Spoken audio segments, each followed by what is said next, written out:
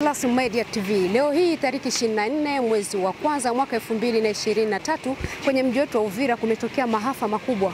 Mwili usiokuwa na uhai wa mtoto wa miaka 6 umepatikana kwenye mazingira ya kutatanisha. Nikujuze tu kwamba habari ambazo zipo ni kwamba mtoto huyu alipotea toka Jumamosi na leo hii mwili wake umepatikana ni mwili usiokuwa na uhai. Kwa hiyo mengi na zaidi nifuate ili nikusogezee mazingira yote halisi ili tushuhudie ni kitu gani ambacho kilijitokeza kwenye mji wetu wa Uvira. Uko nami labda Divine Mariana, upande wa kamera yuko Protete. Karibu na unifuate. Mpenzi mtazamaji wa Atlas Media TV, nadhani utajiuliza huyu msafara wa huyu umati wote wa watu ni nini? Kwenye mji wetu wa Uvira kumetokea janga la kusikitisha.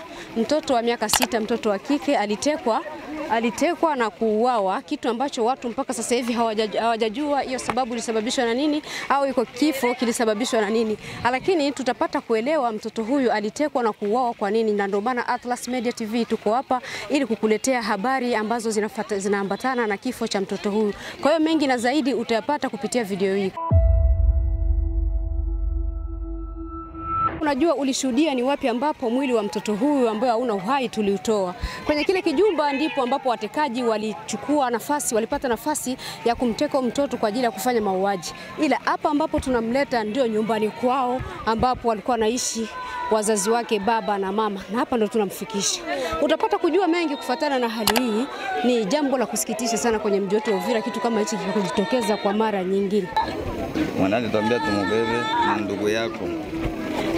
Kwa hiyo tunakuhitaji utafute $800. Patile $800 ndio tutakurudishia mtoto. Baka sababu tumele message hii. Tukakala wakazimisha telefoni. Na mimi nikarespond ile message nikasema kia kwanza mimi nahitaji niongee na nisikie sauti ya mtoto wangu ili nijue kama ni kweli angaliki hai. Ya pili kwa message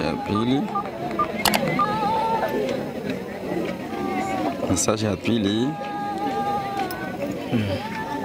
yenyewe sema sawa mzee, tunasikia. Uliwajibia? Bonjo walijibia. Ile ya kwanza ulijibia? Ndio ya kwanza nilijibia.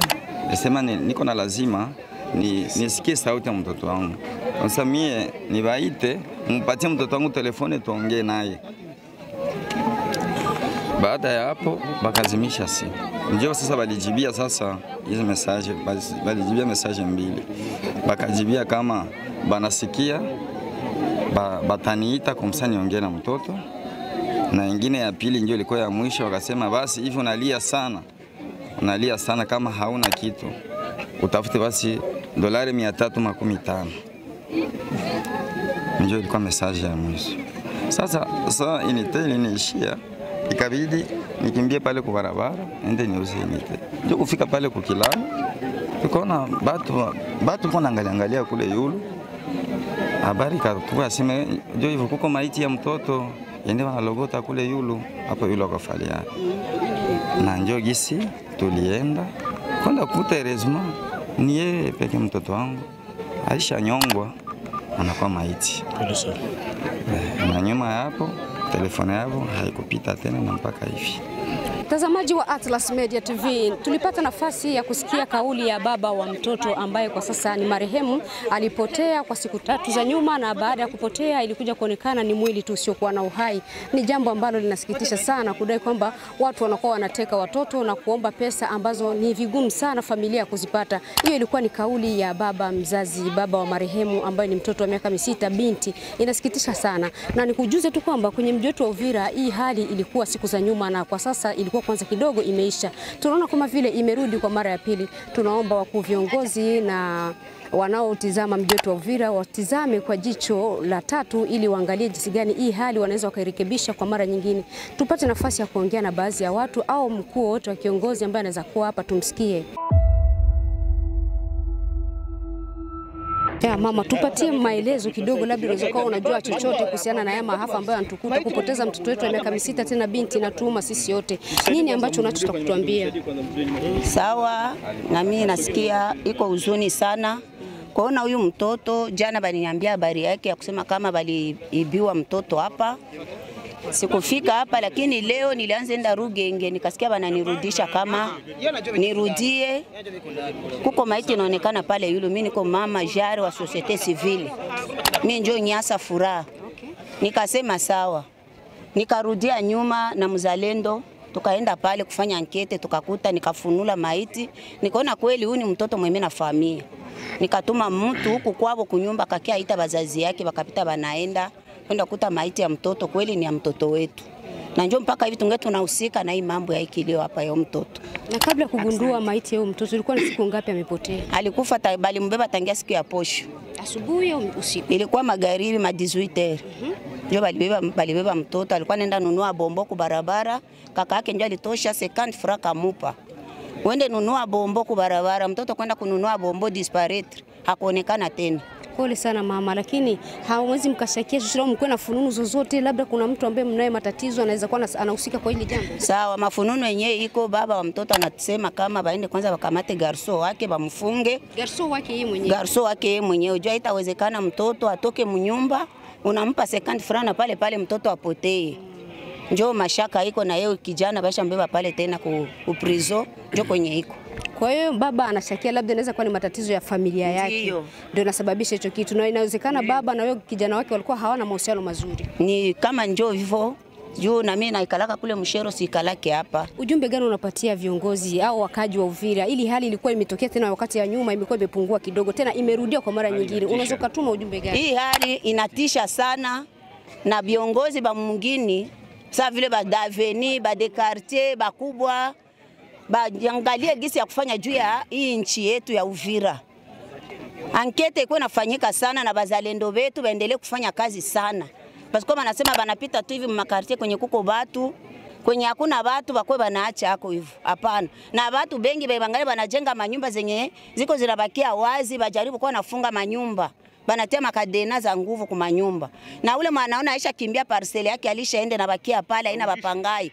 Aujishe wala babomole kubakie wazi. Asante sana mama na pole, tuko pamoja. Asante sana. Baba, pamoja na hii hali ambayo imejitokeza, tumepoteza mtoto wa miaka 6 binti. Ni kitu ambacho kinasikitisha sana kwenye mji wetu wa Uvira. Wewe kama wewe, una nini la kutuambia? Ndio, nashukuru mtangazaji kunipa wakati wa kuongea. Hii hali inatisha. Sisi tumezaliwa hapa, tunakomaji ndevu hizi, tunakuwa wazee, tutakuwa na wajukuu. Hii hali ya hapa kwetu Uvira ilikuwa ni hali ya amani, lakini hii hali hatujui kama inakuja na watu wenye wanakuja wapi hapa ama aje. Huyu mtoto amepotea kimaajabu depuis samedi. Tumetafuta mtoto fasi yote tunamkosa. Ilifikia jana banampigia simu baba mtoto. Tuko na mtoto wako, ututumie $800. Jana hiyo? Jana. Sasa niwapatie $800, mko wapi na mtoto yuko wapi? Asiwe tuma tu franga. Kama utumi utaomba nani mbuzi na kamba. Basi naenda nione vya kufanza. Tena wakamuita. Bana, tunashusha, tupatie $350. Basi mchunga basi niko na stafuta. Sasa nitabaona yase wewe tuambie kama franga ziko tutakwambia kwenye tuko. Iko moyo hali hivyo. Sasa tunakuta mtoto na asha kufa. Hao watu ambao walipata na namba ya mzazi, au ni kama wanaweza kuwa ni watu wake wa karibu au ndugu na marafiki? Wakati alifanya communique ku radio akapana na namba kule nani ku radio. Paraît-il que balizi verifie kule ku radio ndio bakaanza muita iko. Wewe kama wewe, ni ujumbe gani ambao unatuma wakuu viongozi na watazamaji ambao wanatufuata sasa hivi kwa hichi kitu ambacho kinarudi tena kwa mara nyingine na tulikuwa tumeshaanza ukisahau? Ujumbe ni kusema kama tushikamane si yote. Usalama si kwa na jeshi wala polisi, na sisi raia tunahusika katika njia moja ama nyingine. Tusaidiane juu ya usalama. Juu usalama ndio silaha ya amani ya kuleta kila kitu. Asante sana. Barikiwe sana.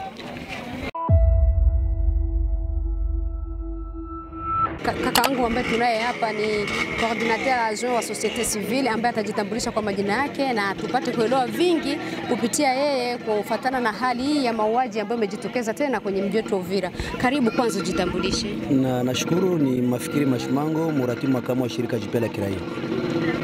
Na kufuatana na hii hali tena ambayo imerudi kwa mara ya pili, hebu unawaambia watazamaji wetu nini, wakuu viongozi, raia wa Uvira, wakaji ambao wako nje ya nchi na wako ndani ya nchi ambao wanakufuata sasa hivi, kwa sababu ilikuwa ni hali ambayo tuliwahi kuishi nyuma, siku za nyuma, na leo tena imejirudia kwa mara nyingine. Kipi uko nacho cha kutuambia? Ni huzuni sana tena sana, kwa sababu tulikuwa tushapumzika. Unajua ke hapa 2021 palikuwa tena enlèvement na watu wa Uvira walilia zaidi tena sana. Kwa leo tunaleta tena woga, kwa sababu jana nawaza tulogota maiti tena Mtanganyika, leo tena mtoto mdogo anauawa. Ni vitu vya ajabu sana, na sisi kama shirika jipya la kiraia tunaona kama ni huzuni sana na kupana kwa pole kwa familia zote, na nawaza kwamba tunaendelea kurapele serikali anapaswa afanye kazi pour la sécurisation. Na kufuatana na hii maafa leo, nawaza kama tuko deja mankete, tuko natafuta kuangalia wale wabandi walifanya ile kitendo wakamatiwe na wazibiwe kama na sheria. Kwa hiyo ninyi kama ninyi bado mnafanya uchunguzi ili mpate kugundua hichi kitendo nani amehusika, si ndio? Ndio, vraiment tutatumika kama shirika la kiraia, kama vijana wote wa Uvira kutafuta porque watu walifanya vitendo wabaniwe. Na wewe kama wewe unaona hichi kitu ambacho kinajitokeza, watu wale watekaji wanatumia namba za simu, lakini ukitizama kwenye nchi zingine mtu akifanya maafa kupitia namba ya simu, kuna zile kampuni ambazo zinasimamia kama vile Airtel, Vodacom, Orange, ni rahisi sana kumteka yule mtu na kumpata. Lakini hapa nyumbani kwetu sijui tunakwamia wapi, mtu anafanya maafa kupitia mtandao na anashindikana sana kupatikana. Ndio huzuni, ukilewa uwezi fanya maafa. Par exemple huko Bujumbura hawezi fanya kitendo kia hivi na wanaweza kupata kupitia simu. Kiajabu ni hapa kwetu marezo tuko nazo Airtel, Orange, Vodacom.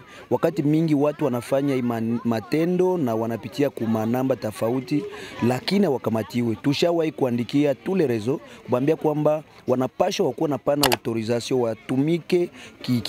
watumike dans les fonds pour que quand même au watu kuendelea kufanya mambo wabaniwe. Na nawaza kwamba unaona muratibu yeye titilere peke anaenda kule kwa sababu anaenda unaona wa responsable bote wa marezo tofauti pour que ba identifie wale watu na tuangalie kini tunaweza fanya. Ni ujumbe gani unatumia raia wa Uvira? Ni kuambia watu wote wa Uvira kwamba pole na kusema kwamba tukue makini na tunaendelea kutumika ili wale watu walifanya kitendo wakamatiwe na watu wazibu kama sheria. Asante sana. Nashukuru zaidi. Mpenzi mtazamaji wa Atlas Media TV, ulikuwa nami mwanzo mpaka hapa nilipoishia. Nadhani nilishakusogezea hali halisi ambayo ilijitokeza kwenye mji wetu wa Uvira siku ya leo. Maafa makubwa ya mauaji yalijitokeza, ni kitu ambacho tulikuwa kidogo tumeshakisahau kwa sababu mwaka jana ni maisha ambayo tuliyaishi na yalisikitisha sana, lakini yamejirudia kwa mara ya pili, na wakuu viongozi wanasema kwamba raia wa Uvira tuwe makini kwa sababu ni janga ambalo linarudia kwa mara ya pili na hatujajua linasababisha na wakina nani. Kwa hiyo niseme tu kila laheri. Mlikuwa nami La Blonde Divine Mariana upande wa mic, na upande wa kamera yuko Prote Tembo. Tukutane kwa mara nyingine kwa taarifa zingine. Bye bye.